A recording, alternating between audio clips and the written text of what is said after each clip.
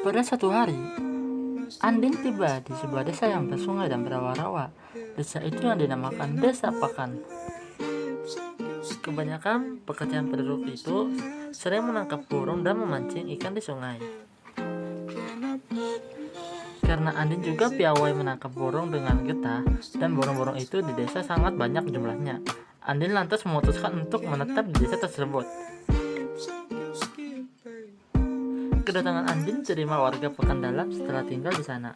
Andin menetap burung menggunakan getah setiap hari. Pada suatu pagi, Tutup Mulut berangkat memulut. Ia menaiki jurulnya menuju ke hilir sungai, sembari membawa keranjang kecilnya. Setelah menemukan tempat sesuai baginya untuk memulut, Tutup Mulut lantas menghentikan laju jurungnya. Ia kemudian memasang getah-getah di beberapa tempat. Ia menunggu seraya tiduran di atas jurungnya.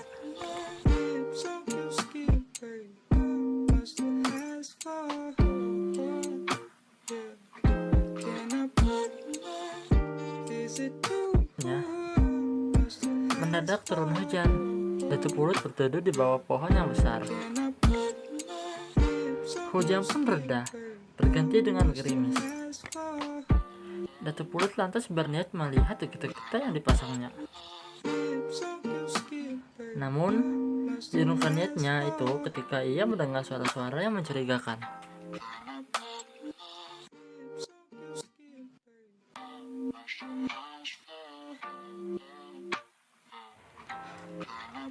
Ternyata, suara-suara tersebut merupakan seorang perempuan yang di tengah bersenda gurau. Hari pun beranjak sore, matahari telah condong di langit barat. Tiga bidadari itu lantas menghentikan mandi mereka. Salah satu bidadari tidak dapat menemukan selendangnya. Kedua saudari bidadari tersebut lantas membantu saudarinya untuk mencari selendangnya. Dua saudaranya telah berusaha turut mencari, sedangkan itu tidak juga mereka temukan.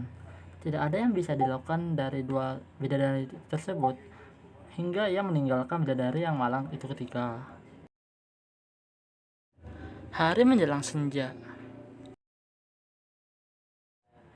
Si bidadari malang menangis sepeninggal dua saudaranya. Ia sangat ketakutan hidup di bumi yang sangat asing baginya. Ia terus menangis dan memanggil ayah dan bundanya agar bersedia menolongnya. Ketika waktu malam tiba, Tutup Mulut mendekati dan menyapa bidadari malang itu.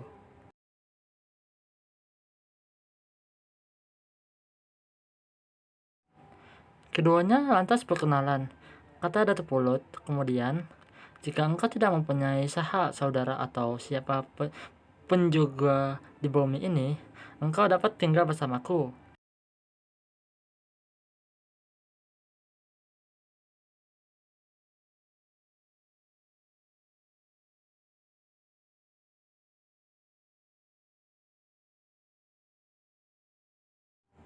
Si bidadari setuju dengan ajakan Tutup Mulut. Tidak berapa lama setelah tinggal bersama Tutup Mulut melamar si bidadari, keduanya lantas menikah dan tetap tinggal di desa Pekandalam itu. Setelah menikah, Tutup Mulut kian rajin mencari burung. Pada suatu hari, bidadari hendak menanak nasi dilihat beras di Pandaringan, tempat yang menyimpan beras, telah habis. Ia pun menuju ke lubung padi untuk mengambil padi. Si bidadari belum pernah sekalipun memasuki lubung padi itu karena suaminya telah melarangnya. Namun ia terpaksa melanggar larangan suaminya, mengingat ia harus memanak nasi. Ketika berada dalam lubung padi, si bidadari menemukan keranjang kecil yang terbuat dari bambu. Tak terduga, suaminya lah yang menyembunyikan selendang yang dicarinya si bidadari tersebut. Tutup Mulut sangat terkejut ketika pulang dari mencari burung melihat istrinya menggunakan selendang. Lantas, sang bidadari tersebut hendak ingin pulang ke kayangan dan menyampaikan perpisahan kepada suaminya. Tutup Mulut lantas menghalangi niatnya karena Tutup Mulut tidak ingin istrinya meninggalkan dirinya. Lantas sang bidadari sedikit kecewa karena selama ini selendang yang dicarinya ternyata disembunyikan oleh suaminya sendiri. Dan dia tidak diberitahu kenapa suaminya tidak memberitahunya ketika dia mendapatkan selendangnya.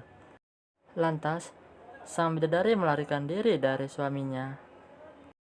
Sang bidadari pun berlari menuju ke kamarnya ketika Datuk Pulut mengejarnya. Ketika Datuk Pulut memasuki kamar istrinya, ia tidak menemukan keberadaan istrinya. Ia menyadari bahwa istrinya telah meninggalkan rumah dan terbang menuju ke langit. Lantas, Datuk Pulut sangat menyesali perbuatannya dan kecewa pada dirinya sendiri. Bidadari pun lantas terbang menuju ke angkasa menuju ke rumahnya.